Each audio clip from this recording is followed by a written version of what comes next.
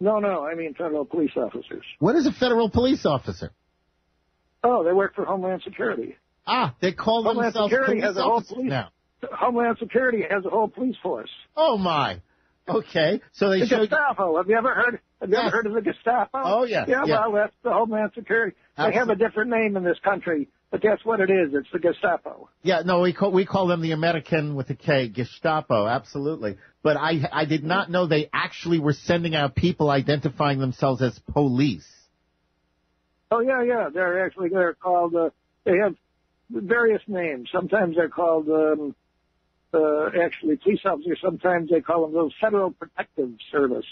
Okay. Is the actual arm of the Homeland Security that they belong to. Homeland Security has many departments, and they're called Federal Protective Service. Now, but they're the Homeland Security police. Now, they come in police cars. They have badges. I mean, the whole bit. Now, I'm curious, Julian. How is it that, I'm understanding the story here, they arrested you and charged you with certain violations.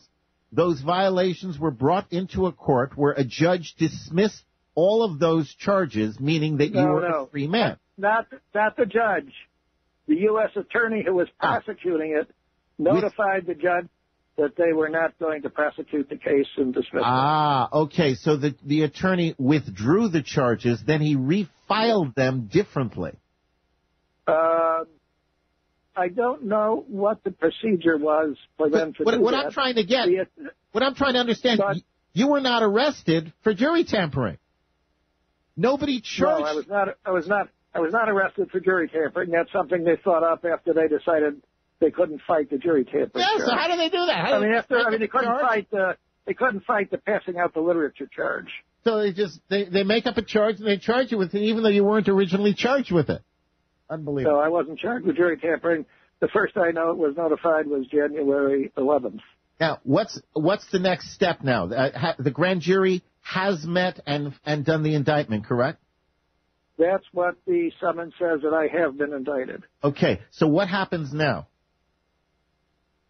Well, a number of things. I sent them letters pointing out a number of failures, for example, and I've insisted that I be given a jury trial and all that. But the most recent letter I sent them was that I looked through the federal rules, and I find out that they cannot start a trial till after 30 days after I'm notified. So they wanted me to show up on January 24th, which is today. When was January 24th? Which is a few days Friday, ago. I guess.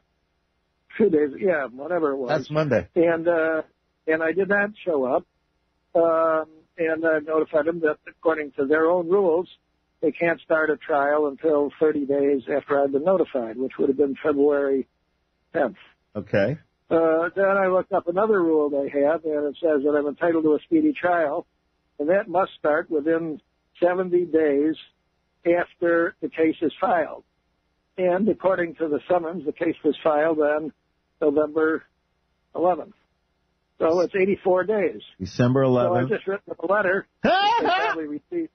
which they probably received yesterday, today, notify them of these two rules, and said that this case is now moot, and it's over, and I signed it to Julian Heicklen, former defendant. By the way, Julian, just a minor but important check. Don't use the word moot in that sense. Moot actually means debatable, not resolved. Moot. Yeah. Moot. It is not a moot issue unless it has. I notified him. I notified him that they didn't follow their own rules. Right. No, I got it. That's brilliant. And I signed it, former defendant. Have you heard anything else from the court? No. Well, the court couldn't have got the letter before yesterday.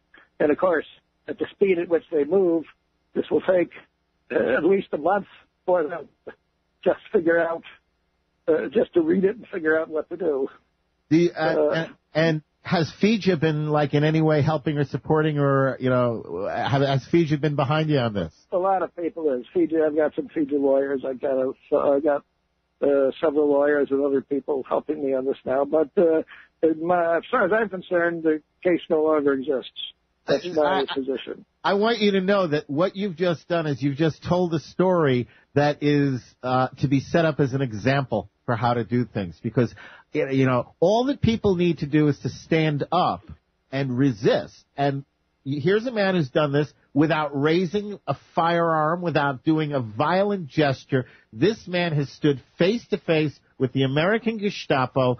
And look at that. He just tied them in knots. They can't get out of this. The rule requires, it's crystal clear, the rule requires 30 days. I'm so mild that I don't even give them the finger. Yeah. May I ask? In New York, in New York City, that's the city bird, the finger. Well, and then the thing is, yes, this is in New York where they roll right over everybody, Raymond Kelly and all those people.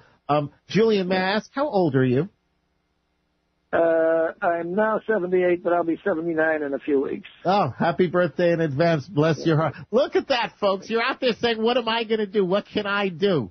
You got a 79-year-old man who's standing up to the American Gestapo, the Department of Homeland Security, the U.S. prosecutor, the U.S. Marshals, the federal police, and he has, with help, crafted a situation. They can't extricate themselves.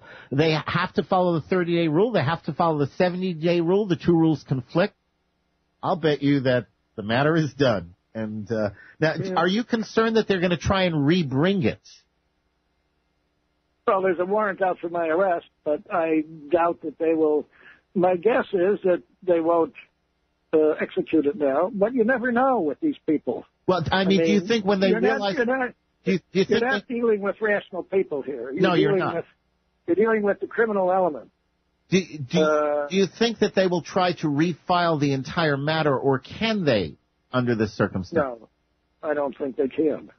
Do you have any idea, by the way, why this situation? I know they don't like the jury nullification stuff, but it seems like they're really pressing this. Why? Why? Because... I keep coming back. I ignore them. I've now been to 23 federal courts, 4 county courts. We've got this thing going all over the country now. And my guess is that, the simplest thing for them to do is ignore it. Obviously, we're having some effect. Jurors are beginning to follow these instructions and are beginning to balk. There was a case here that just occurred in Missoula, Montana, where a person was arrested for owning a 1/16 of an ounce of marijuana, and he was being tried, and the judge was trying to seat the jury, and every one of the people in the jury pool said, Judge, we will not vote for conviction in this case. Yes, I remember that. So he had to disband the case, excuse the jury pool, and disbanded the case. Yes. Obviously, this will have an effect. The juries are starting to balk at convictions. Let me tell you something about jury nullification. We call it jury nullification. The juries can do it, but everybody else does it also. For example, when this U.S. attorney decided not to prosecute me for passing out literatures, it's a woman, she essentially nullified the law. She doesn't want to prosecute. District attorneys do this all the time. They decide they don't want to prosecute the law for one reason or another. Now, police officers can do it on the street. If I was stopped for a ticket because I made a U-turn on a main street in the town that I live in, went into a parking lot, a police officer followed me and said, you just made a U-turn on Teaneck Road. I said, yes, I did, officer. He says, that's illegal. I said, I didn't know. He says, well, it is illegal. He says, I'm not going to give you a ticket. I'm going to give you a warning. He just nullified the law. Yeah, you're absolutely right. The police officers can nullify the law. The prosecuting attorneys can nullify. The judges can throw out cases. They're nullifying the law. And the jury can nullify the law. Absolutely. Because everyone you've mentioned except the jury is a government official, and government officials get delegated powers from the people. If they can do it, we have to be able to do it. Otherwise, we couldn't have delegated it to them in the first place. I'll tell you another story I know. When I was lived in Center County, Pennsylvania, I was arrested there 15 times, so I became quite friendly with the district attorney since we were in the same business. And he told me that he had a case where the adult bookstore owner was charged with obscenity. And he said this was as clean a case as he's had. He couldn't see any possible way this guy could be found not guilty. But the jury found him not guilty. And he told me that he will never try an obscenity case again as long as he's district attorney, and he never did. There you go. And that's part of that jury nullified the obscenity laws in Center County, Pennsylvania. Yeah, and that's the ripple effect. That's the ripple effect of having just one jury do it, that the prosecutor sits there and just, that's it, I'm done. You know, and that's fantastic. Hey, Julian, we're out of time, but I want to thank you for spending this time. I find your story to be inspiring, and if I find it that way, I can almost guarantee you my listeners find it similarly inspiring. Those of you out there who say, what can one person do? Think of Julian Heicklen. Julian, thanks so much. By the way, let me make one final thing. I have published a book which tells about my travels through the courts. How do people find out? The Non-Trials. That's hit the bookstands today. What's it called? The Non-Trials. The Non-Trials. Yeah, that's because every time they get me, I find some way that they just dump it. And this is out in bookstores? It's supposed to be there today. Excellent. We'll mention it again on the air here. Thanks so much, Julian Heicklen, and congratulations. Happy birthday. Congratulations on your Platinum Bridge Masters, and congratulations on your apparent victory against the American Gestapo. Thanks again for telling us about it. Thank you very much for having me. I appreciate it.